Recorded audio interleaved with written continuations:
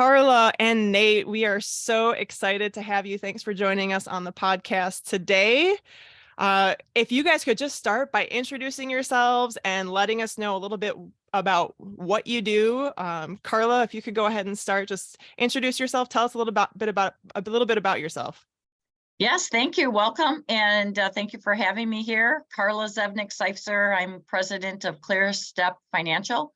And I've been, what I do is I help people with their goals, their financial goals. I help people set up Roth IRAs, rollovers with their 401ks, or if they have options in their 401ks, really help people to achieve their financial goals in life. And part of that too is insurance. So it might be life insurance, or if people have questions about maybe a mortgage or anything in the financial world is what I do on a day-to-day basis and help clients with that. And we have offices.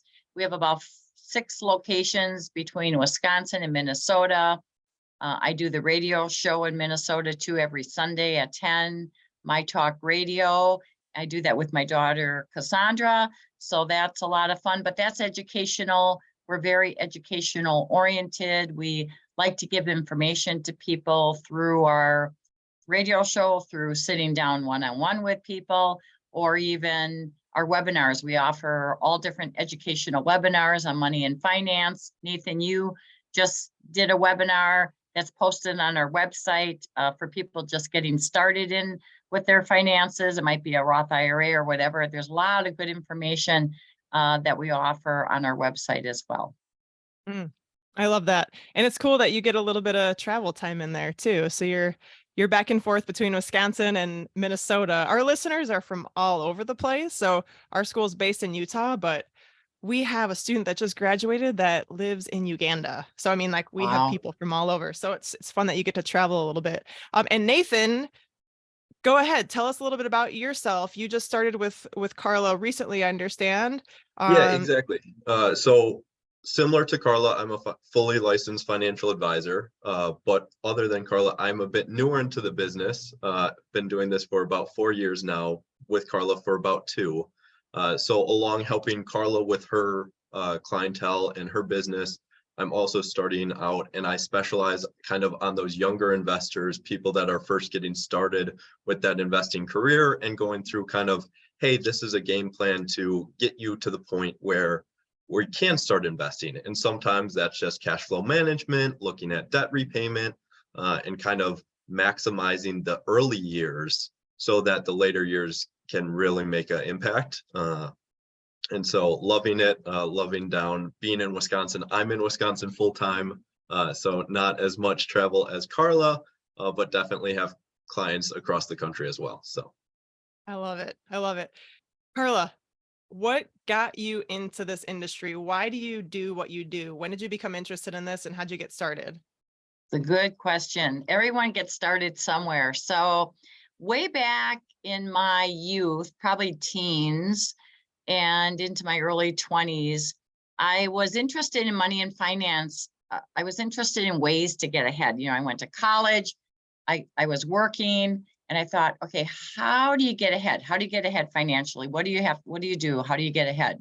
So I was always interested in money and finance, and I met a lady here in the Milwaukee area who was doing an educational seminar. And so I talked to her. I said, you know, how did you get in the industry? I've always been interested in this field. And so she gave me some information. I sat down with her and I started in my early 30s. You know, I started, it was a second career for me, but it was really a number one career that I chose because I actually started part-time initially. And then I very soon after that got in full-time. There's licenses, so you got to get licenses. You got to be able to pass some tests. But then what I did is I kept my other job to pay the bills. I focused on this career, sitting down with clients. One of the keys to 2 main focuses here with this industry, number one, actually 3. Number one, you got to be able to like money and finance, right? That's got to be an interest of yours to get an education on that. So if you're looking at getting into a career in college, if you're at all interested, you might even minor in finance or major in finance. Those are probably good areas to get into.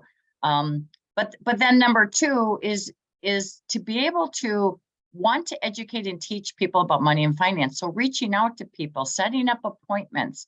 That's probably one of the areas that's probably not the most favorable, right? A lot of people will set up investments. A lot of people can, do the paperwork and so forth. But to actually sit down and reach out to people and say, you know what, let's sit down and see if I can help you in the financial world. Let's sit down and let me just share with you a little bit of what I do. That takes a little bit more effort. It takes a little bit more to go through some obstacles, right? Because we have our own fears. We have our own bulldozers that are in our way to prevent us from doing things. Maybe the outcome, we want the outcome, right? Why am I here in this industry? It's because I really enjoy education and teaching about money and finance, but I also like my flexibility. I like the ability to pick up and go when I want to. I like to travel. I like to do things. At the same time, it's the income. We have the income opportunity here in this industry is higher than the average with flexibility. So those are two key areas that are kind of tough to find out there in the workforce. You either have to be in business for yourself or find a job, but most jobs are, you're committed to that job, and you've got to, you got to respond to the person who's in charge, and you got to be there on the days that you're there, and it's more of a job mentality. Whereas we truly are a business mentality. We are entrepreneurs, and we teach people how to develop that business and how to move forward. So that was appealing to me because I had a family. I wanted to have flexibility in my time. But again, when you have kids and family, you've got additional expenses. So I wanted to be able to have the ability to outperform from an income standpoint. I wanted to be able to pay for things, pay for college, pay for expenses that are out there with family. And that really was what was driving me when I first got started in the industry. I wanted to be able to achieve those goals.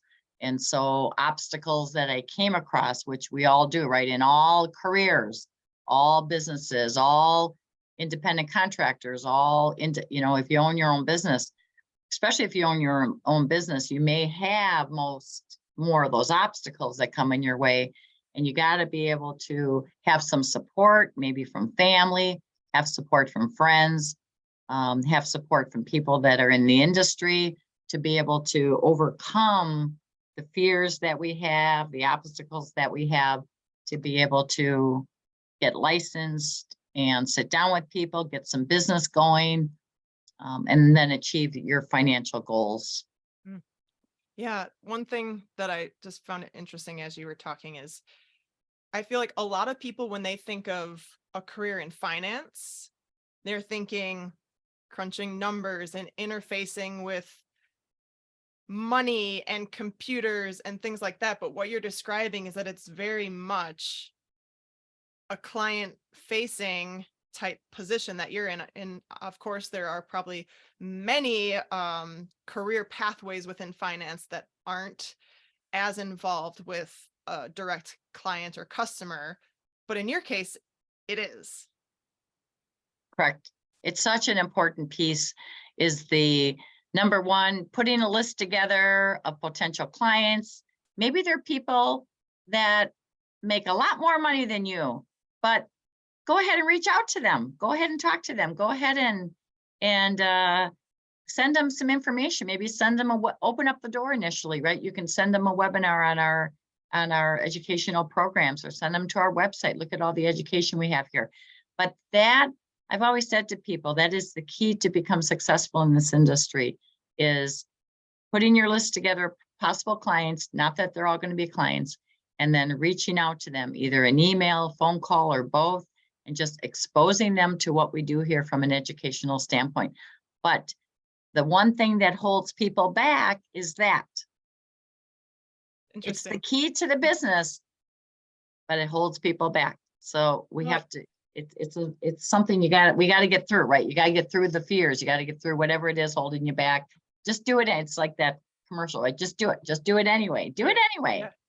No, that's so true. Is at least me, from my own personal experience, I think and other people can relate to this, is just you second guess yourself and your abilities, or you think that maybe what you have to offer people don't want, or they might not be receptive to. But most often we find that that's not actually the case. It's only ourselves. It's It's ourselves. like holding us back. It's the fear of what might happen, or the possible rejection that just prevents us from moving forward in the first place. It's so true that rejection is so key. It just creates this bigger than life fear that's not even real. Yeah, it's true. It's true. And you talked some about licensure and stuff like that. And now, Nathan, you've probably had to go through that a little bit more recently than Carla has. So what did it take to get started for you within the last 4 years? You said you've been doing this. Obviously, licenses are a big part of that. What else did it take to actually get started in this industry? So right after graduation, I knew I wanted to go into the field, and I knew the licensing was an up and coming requirement. However, at that time, and slightly it's been changed now, but there is one test called the SIE that you can start taking at this point, and you don't need to be sponsored. When I first started, you had to be sponsored by an established company that says, hey, this person is working for us, we're helping them get licensed. And so I actually started my career at Edward Jones, did their training program, and they allowed me to help get that licensing. So I think it was kind of a 3 to 4 month program of just kind of studying and prepping for those exams and then passing those. And so it ended up being the SIE, another test called the Series 7, and then the Series 65, which allows me to make investments as well as give investment advice to individuals, which is obviously extremely important in this industry. But after that, there's still plenty of delegations that you can get and letters behind your name. But truly at that point, you're fully set and can help people into any regard that they need. Okay. What type of so I'm just thinking of some of our students at Mountain Point Academy, or other listeners who might not be actually attending our school, but are interested to know, what does that look like in terms of formal education? Do you need to have some type of college degree? Can you start this right out of high school without a degree? What does that part of it look like? It does require a bachelor's, correct, Carla? So good point. places. You actually don't need a bachelor in Okay. any, you could start right out of high school if you were a highly motivated person, you want to get in the financial industry.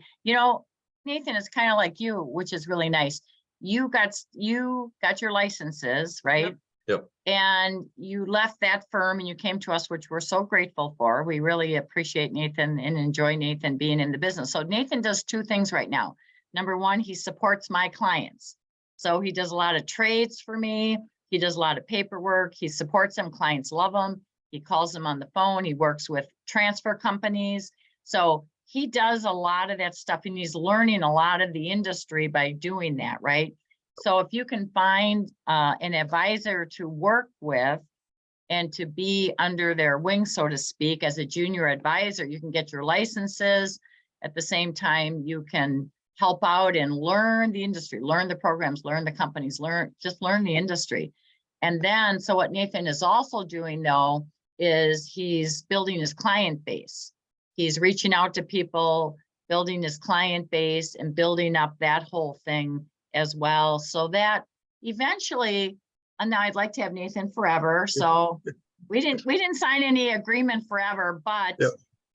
So eventually Nathan what'll happen is his confidence grows, right? And realizes we have the best to offer. I think I've always felt in this industry when I reach out to people that I have the best to offer you. I can help you more than anyone else. I can educate and teach you, and I can offer you strategies and ideas that I truly believe in my heart that is the best of the best out there. I've always felt that way, and I always approach people with that strong sense of myself when I approach people. But then you can be independent and less working for someone else, right? You're more and more independent. your income shifts and you have that flexibility. How long does that take? You know, when you first get started in this industry, you feel so awkward. You feel like you don't know what you're doing. You feel like you have two left thumbs. You get licensed. You got to go through that phase. That could be a few years. That awkwardness could be, you know, before, and then even to call someone on the phone is awkward, right? You don't know what to say. You fumble with your words. You get scared. You get, you know, nervous. So a couple, you know, that just is natural. And then you get in the phase where it's systematic. You know what to do. You're kind of you know how to talk to people, how to do all that. And then you get in the phase that's really comfortable and natural. When you get in that natural phase, usually that's when I always use an income goal as the marker. Usually that's about when you reach 100,000 of income, and then you can jump to anything. You can jump to 250, you can jump, but that first 100,000 is where you learn everything. You be patient. You're patient with the industry, patient with learning, but at the same time, go out and, I always say, make a mess, right? Contact a lot of people, do a lot of fact finders. It's complimentary consultation. Just sit down with us, gather information, present yourself, and really promote yourself out there. Be a good promoter. And eventually what happens is clients build up, build up, build up, build up. It might take a few years for that. And then you're getting into the nice incomes that part of the reason why we get into the industry, right? It's to help people, but it's to get into the 6-figure and beyond income, and for you to control your life, not to have Joe Schmo control your life. When you take vacations and all of that, you want to be able to control that. 100%. I feel like there's so much to unpack there, but I love what you said, because it reminds me of the fail faster mentality, where it's like, you're going to learn from your experiences, but if you don't do it because you're afraid to fail, then you're never going to get to, like you're talking, that 100,000 mark. Fail faster, right? Get all the experiences and just keep working toward it. You'll get there. And Yeah. I love that you're you have that education mentality, and that's such a big focus of what you guys do. And I love that we have the dynamic of mentor mentee on this call right now. So it's awesome, Nate, that you've been doing this for a little while yet, but you're still kind of under Carla's wing. So talk to me a little bit about that, if you could. Yeah, and just going off that, again, with kind of the education and building on that knowledge, is when you're first starting out, you really don't have those experiences to have and learn. And so getting someone where you can kind of work under and work for provides you a ton of experiences, right? Especially as a younger advisor. And it's a bit rarer in this industry to have people do this as like a first career, right? Because a big thing is that network, having people that you can call on. And so starting right off the gate, that's kind of limited. And so I might not have as many experiences calling a 70-year-old who's looking to retire, right?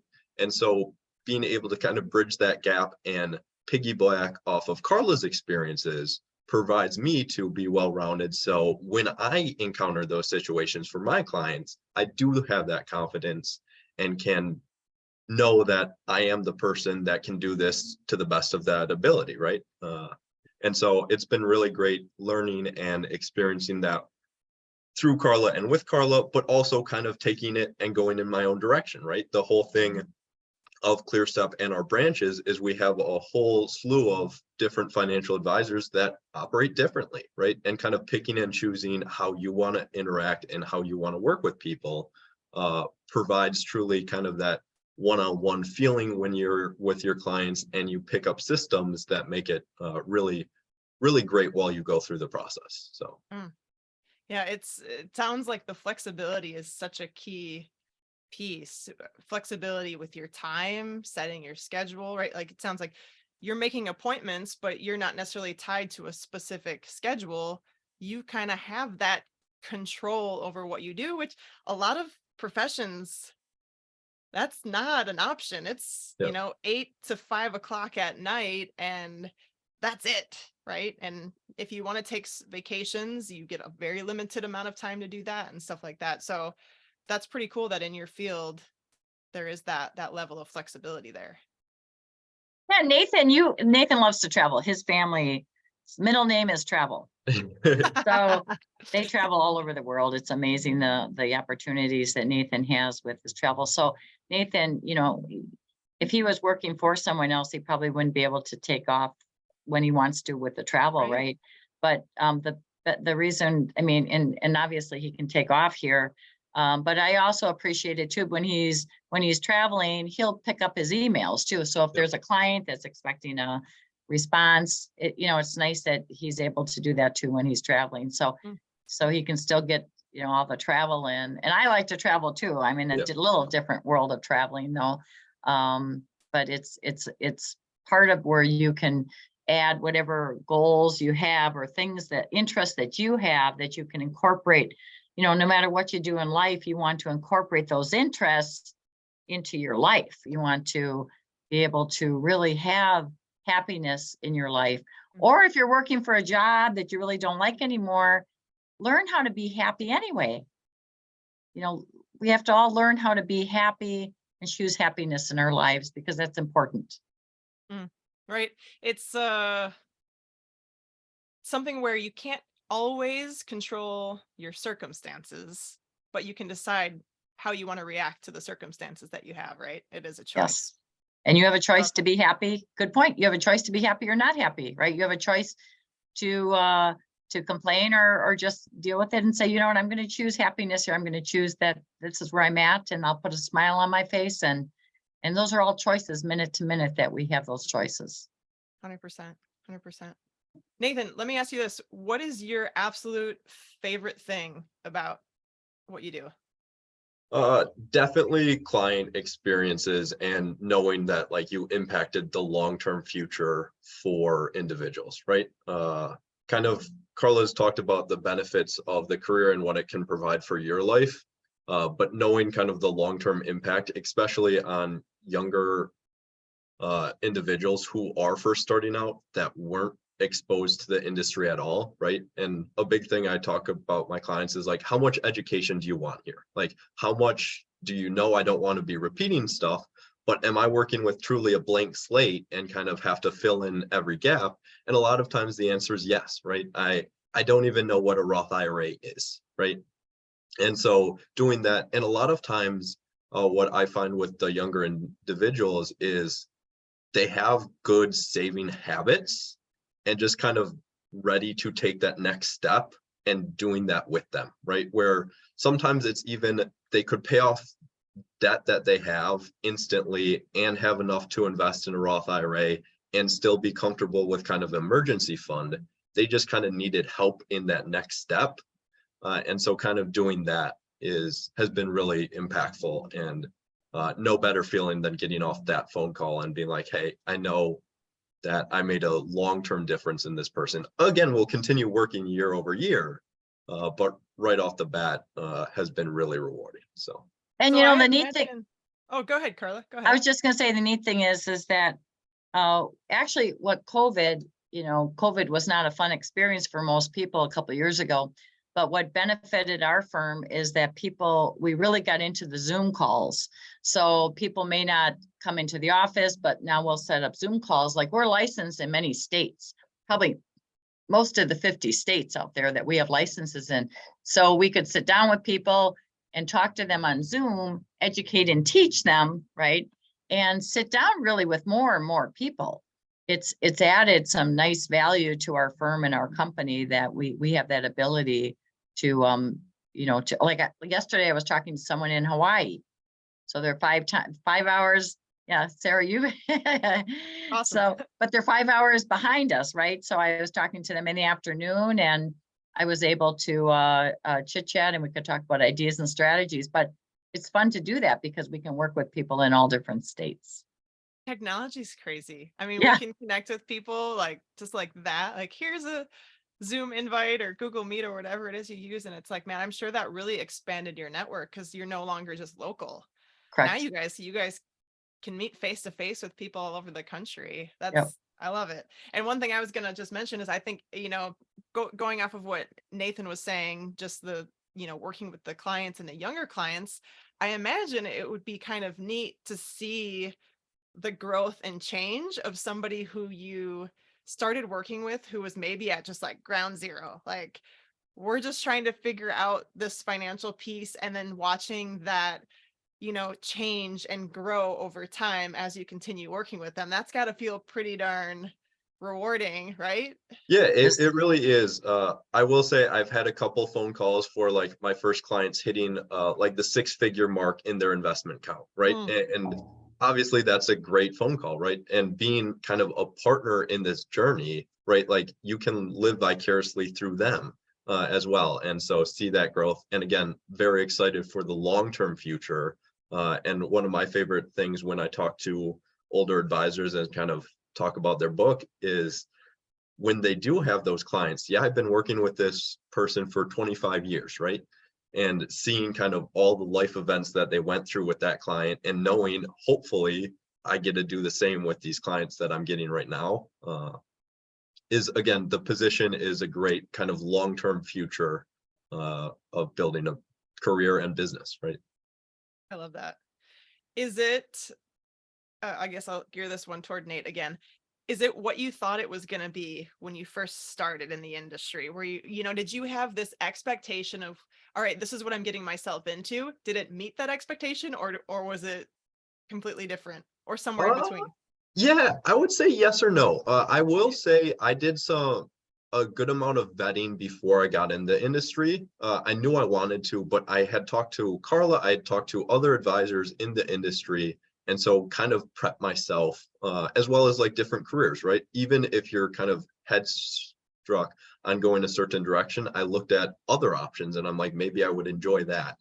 But I would say it's pretty much in line with kind of everything that I was told, and what Carla's mentioned before. It's just lots of client interaction, getting in front of people, rejection being hard sometimes, right?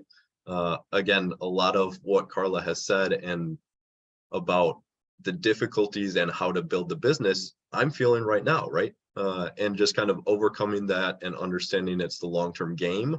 But I would say I was well prepared for what I was getting into. And the biggest changes is just kind of the client by client changes that people have, right? Where it's, hey, I need to act totally different to this client versus this client. And just the personality changes that I wasn't as prepped for, which is great, right? But that was something where it's like, okay, this truly does change. All the money or financials could be exactly the same, but how you handle it can be completely different by the person. So that's a good point. So Nathan, why did you go? So Nathan, I sat down with Nathan before he went to Edward Jones, right? Yep. And Edward Jones is a good company, but it's different. You're not really in business for yourself. You're in business for Edward Jones, right? So, but that was your first choice. And that was for you at that time, that was a good choice. So I actually, because I know Nathan's mom and dad, and so I sat down with Nathan prior to Edward Jones, but then Nathan went to Edward Jones. So maybe just share a little bit of that story, Nathan. I think it's a good story for Yes, please. young people. And yeah, so again, Jones has a great training program, right? They helped me get licensed, which was really important. And as I said, it was one of those things that I knew was a requirement, right? You had to, at this point, have someone sponsor you. And I knew that was the direction I wanted. And so they were great, right? They have a good program. They're help young advisors as well. They kind of do focus on the career changers to get involved. However, early on when I started, Carla even messaged me early on with the Jones and tried to set up an appointment. And I was worried because there was probably 97% of me that was, this is great, I'm going to love it here. But as Carla mentioned, that like 3% of this will never really be mine. I will be working for Edward Jones. And if there's that slight hesitation, you have to be all in this career. And so I spoke with some people at Edward Jones, my helpers, and I'm like, hey, everything's great. I mean, this is my lifelong goal of career that I wanted, but I'm just not feeling what I thought I would be, right? Of pure excitement and joy for the long term. And there's hesitancy. And so that's kind of where I decided, hey, this is great, but I do need to move on because I do think I'll find a better fit going independent. And so had a bit more of those conversations, and Carla finally got me in, and the rest Reeled is him in history. because we Yep. wanted him here. No, it's a good point for young people looking to get into the field, is to understand that there is even a difference, right? You can go in and you can work for a company and build up that company's book of business, or you can be independent and work toward building up your own book of business. And maybe there are pros and cons, right, to both, like anything, like you were describing, Nate. And maybe it might be a little more daunting to go independent right off the bat. I could see how that might be a fear, right? We're talking about obstacles, overcoming obstacles, because, okay, you might have that thought in the back of your mind. What if I can't build it up? What if I don't, like where you feel like if you're working for a company, maybe you feel like there's that safety net, or they'll be bringing in clients for you, or whatever. So that's valid. And I love that story. And it's something definitely for people to be thinking of, and do your research.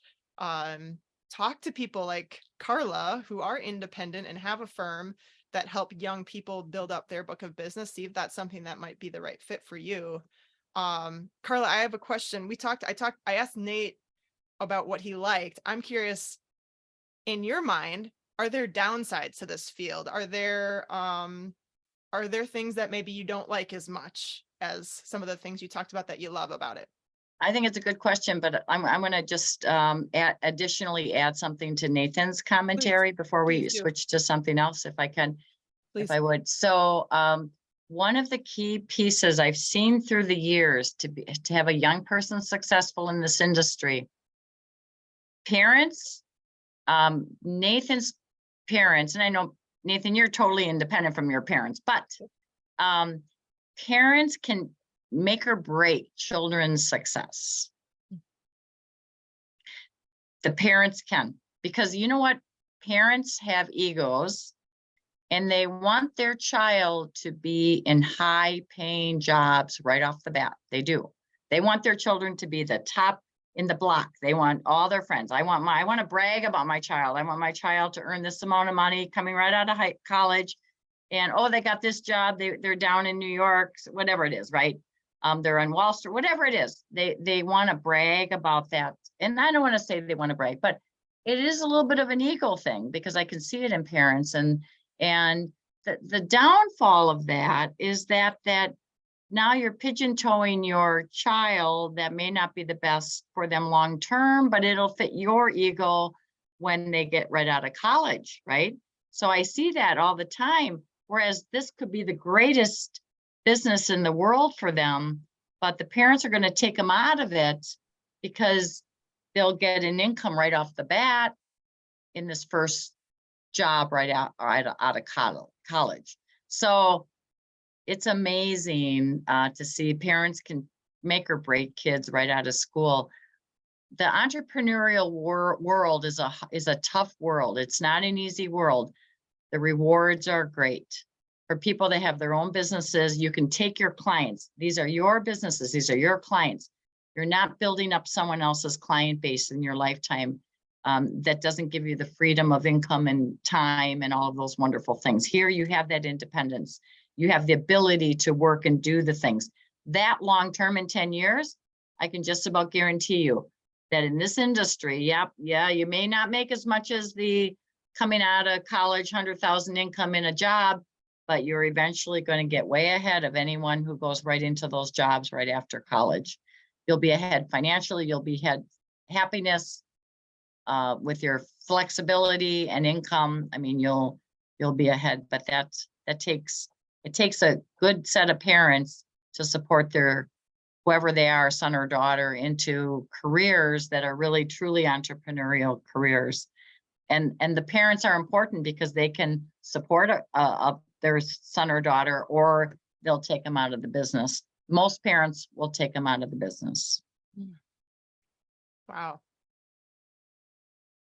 Yeah, I guess I never thought about how much a parent can impact that decision, but it's so true. And if a parent, parent, work, right? That's right. If parents work in jobs and that's all they've ever done is worked in jobs, they're going to encourage their child to go into a job. If the parents have their own business and they're entrepreneurial, they will more likely encourage their child to be entrepreneurs. fair. It is what it is. It's what they know. Parents don't like, I've seen it over and over again. They don't like the fact that their child isn't getting a paycheck.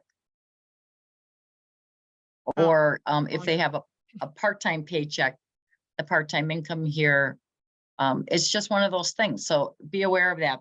Parents need to be aware of that, how they encourage children. But our American history, our American economy, we were built on entrepreneurs. 100 years ago, most families were entrepreneurs. It switched over to people working for other people. Now most everyone has jobs, right? They're working for other people. But the greatest, in my opinion, the greatest reward in life is to build your business and experience that great joy for the rest of your life. Then once you build that business, it's not that it's all easy and so forth, but the rewards are so much greater than working for someone else in a job mentality. love that. I love that. So there are some difficult things in the business we still have to overcome. You know, it's not just joy all the time, right? Some of the things we have to overcome is when you have strategies, like we work with a lot of alternative strategies. The markets go like this. We work a lot with those strategies that play in that middle world, which I like, right? Nathan knows I like that world. I like that world. I think most people like that world too, where you don't have you're not on a roller coaster ride. When I was 12, I loved to be on a roller coaster ride. I do not like roller coasters anymore.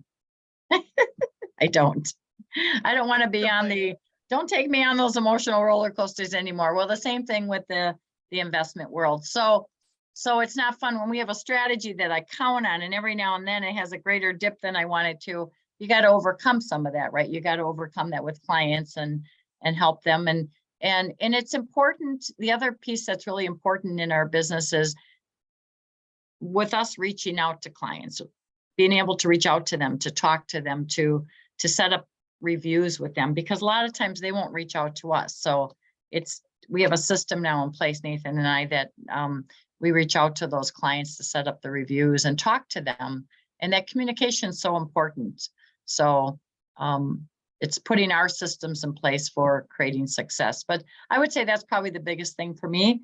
I love working with clients. I love sitting down. I love educating and teaching and helping them to do a lot of income planning. So that's what I do, a lot of retirement income planning. But it's when things go a little off that is the tough part. Maybe having some difficult conversations with people, not always Correct. the most fun thing to It's do. not always the most fun. Yeah. That's why it's good to be in a group of people too, a group of advisors that we feed off of each other, we educate and we work together. We work a lot with the same strategies. So it's fun to be part of a group, That's a team. cool.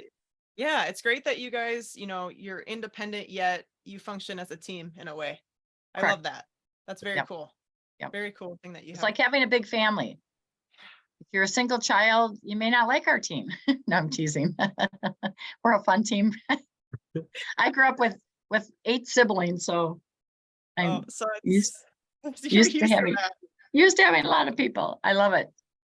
That's awesome. Do you mind if we shift gears a little bit back to just the education part, right? Mountain Point Academy, we are an online school. We care about education. So what you guys do really aligns with our viewpoint on that. And Angeli and I are always preaching lifelong learning and education, whether it's formal education from school or just learning, everyday learning. So I'm curious, Carla, if we could start with you. What does education mean to you? What does lifelong learning mean to you? Well, personally, and then client, right? So personally, and I drive a lot, right? So I drive back and forth to Minnesota and Wisconsin. So I'm driving between our offices in Bloomington, Minnesota, and then Greenfield, Wisconsin here. So I really enjoy my podcasts. They're educational, they're economic reports, they're some of it's spiritual aspects. So I am constantly, and I don't watch TV, right? I'm not a TV watcher. So I'm constantly moving my life forward through the educational process, through books. I read books, I do podcasts, and I feel very enriched on a daily basis to get other people's ideas and thoughts. There's a lot of value in that ongoing education. And part of it's obviously the money and finance, because that's what we're in. So a lot of it is the educational process there. It's maybe this perspective or that perspective, or income ideas, how to help people generate income in retirement, and how to make sure that lasts for their lifetime. So those are some of the things that I follow, but it's so important. Clients, right? You want clients to, part of our process is to educate and teach. And every time we do a review, we go through an educational process with them, because that's, if you teach and educate about money and finance, people will make better decisions. If you educate them about, like Nate said, a Roth or IRA, or what are these things, right? What is this all about? They can make better decisions based on where they're at. So it's twofold for you. It's continuing education in your own life, and then helping your clients with that education piece, because I would imagine most people come in and they don't know as much as you probably think they should know by a certain point in their life, right? About finances. Like, how did you survive this long, right? Without knowing these things. Well, and we never say that, right? But sometimes you'll go through some things with them one month, and then the next month, you realize that their life is so busy that they don't remember a lot of the things that you said. So then it's gently reiterating a few things. Our goal is to educate and teach, but it's also to help people get going, get the paperwork, start the process, start your investments, utilize some of the strategies we work with. It's getting results, because I can't help anyone unless I'm getting results in their future, helping them with their financial goals. 100%. Yes. And what we'll do too, when this is all said and done, we'll put links, if you don't mind, to like the My Talk Radio and some of the other things you mentioned, just as resources, so that anybody who is listening, who's like, hey, I want access to some of these learning resources that you guys have, we'll link it all up in the bio and everything. So we have that, and they can reach you guys if they, if they need to, if they have questions. Nathan, for you, if there is a young person who might be listening right now that is like, my interest is piqued. Yeah.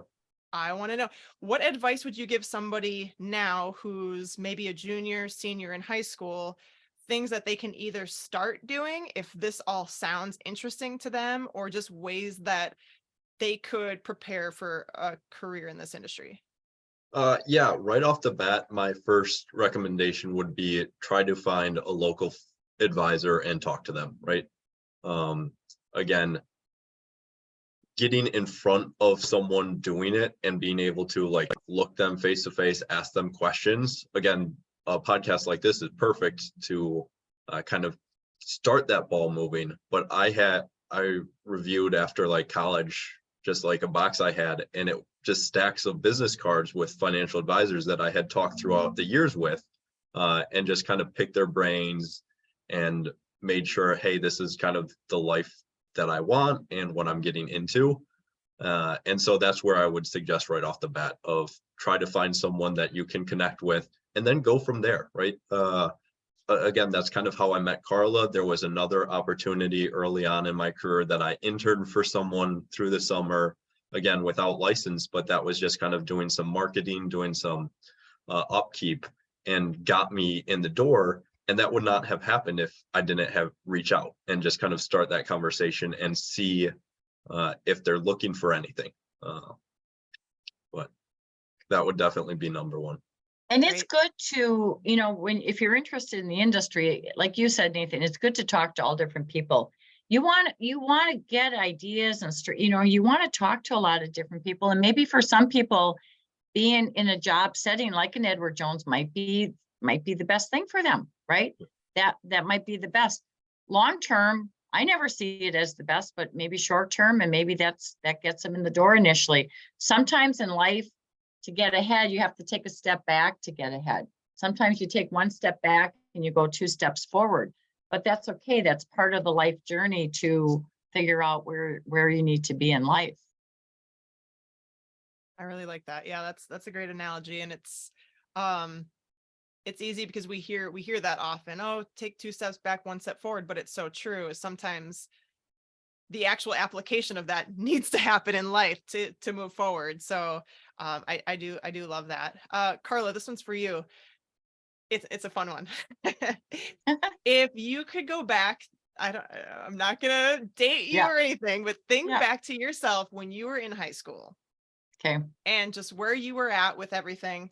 If you could talk to yourself, so Carla now could go back and talk to Carla then, what advice would you give to yourself, having gone through the experiences of the things that you now know? Oh, what a good question. I feel like the journey of my life, I had to go on that path. I had to experience those things to be where I'm at today, right? So those are all part of the joys and the experiences. The one thing I think about, when you're in high school, to me, high school, there was a lot of fun in high school, but there was a lot of hardships too, because you're figuring your life out, right? I would say to myself, you know what, Carla, you're going to be happy in your life. You'll be happy. Whatever you choose, you'll be happy. Just choose that along the way. And not that I would choose anything different, but I would just confirm with myself, everything will be okay. And your life will, the journey of the ups and downs will all work themselves out, and it'll be good. Ah, that's Have so some true. faith and trust in your life, and don't worry so much. People worry, they worry about this or that, or how am I going to do this? But just really enjoy. I think we have to live not just happiness, but joyfulness. Joyfulness is a higher vibration than happiness. And we have to really be joyful in our life. And I believe then we pick good things in life. We pick good people to be with, good businesses, good, pathways that we need to go in our life. We'll attract them to us, because we are all energy, and we attract what we think about. We attract our vibrational level where we're at. Oh, I love that. Something somebody said on a recent podcast, and it stuck with me.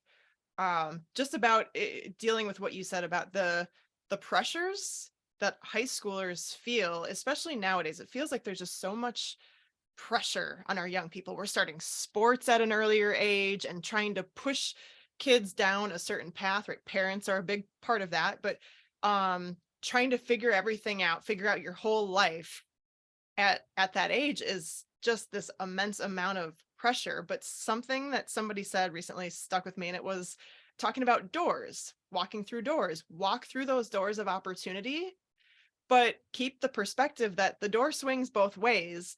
There are few decisions that you would make in life that you can't then shift direction and, take advantage of new opportunities. You mentioned this was a second career for you, right? Like this, take advantage of the opportunities, but as a young person, just know that you, like Carla, like you said, you can choose happiness, whatever path you might take. Yeah. And as long as you keep that positive attitude and just keep moving forward, things are going to work out. You're going to attract the right people to you if you're exuding that energy too. And you can always make shifts, right, in your life. You can always shift.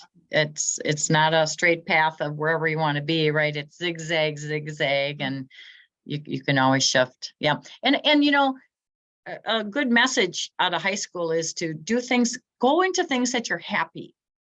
Try not to let people influence you. Oh, you'll make this much money going here, whatever. A lot of people will drive that. They'll have that drive them, right? The money that you make. But if you can shift and that is important. I'm not saying it's not important, but really go into areas that you're happy, interests that you are truly interested in, because that's where your long-term happiness will be. 100%. Well, I don't want to take too much of your time, but I do want to give you the opportunity. If there's anything else that you'd like to leave our listeners with, Just any last words of advice or words of encouragement for those that might be listening before we wrap up. Nathan, do you have anything? Nathan, do you have anything? Yeah, I mean, I would just say kind of what Carla just ended on is try to find the passion, right? What you feel like will fuel your future. Go after that. Try to find as many experiences that you can have in that early on as you can, but keep an open mindset and be ready to diverge, like we just kind of touched on at the end. It's okay to move in different directions, but taking all possibilities and keeping as many doors open at all times is huge, right? So knowing that they can go both ways, but as many doors that you can keep and opportunities open, you never know what will happen in the future. And that should set you up for a lifelong of success.